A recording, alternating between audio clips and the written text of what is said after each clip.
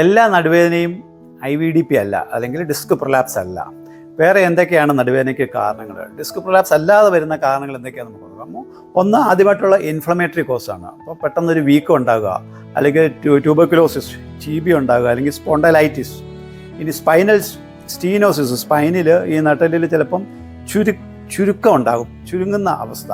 പിന്നെ ചില സിസ്റ്റുകളുണ്ടാകും, ചില മുഴകളാണ് സിസ്റ്റുകൾ, വെള്ളം നിറഞ്ഞ കൊമളകൾ, സിസ്റ്റുകൾ ഈ സ്പൈനിൽ വന്നു കഴിഞ്ഞാലും പലപ്പോഴും നടുവേദന ഉണ്ടാകാറുണ്ട്. പിന്നെ സ്ട്രെയിനാണ്, മസിൽ സ്ട്രെയിൻ, മസ്കുലാർ സ്ട്രെയിനും കൊണ്ട് നടുവേദന വരാവുന്നതാണ്. പിന്നെ റെഫേർഡ് പെയിൻ, മറ്റ് അവയവങ്ങളിൽ നിന്ന്, പ്രത്യേകിച്ചും ഇപ്പോൾ കിഡ്നിയിൽ നിന്നോ അല്ലെങ്കിൽ ലിവറിൽ നിന്നോ അല്ലെങ്കിൽ ലങ്സിൽ നിന്നോ അല്ലെങ്കിൽ ആമാശയത്തിൽ നിന്നോ ഒക്കെ റെഫേർഡ് പെയിനായിട്ട് നടുവേദനയ്ക്ക് സാധ്യതയുണ്ട്. പിന്നെ ഫൈബ്രോമയാൾജിയ, ദേഹം മുഴുവനുള്ള മസിൽസും ജോയിൻസിനും ഒക്കെ വേദന വരുന്ന ഒരവസ്ഥയാണ്. അതിന് പ്രത്യേകിച്ച് കാരണങ്ങളൊന്നും വേണമെന്നില്ല.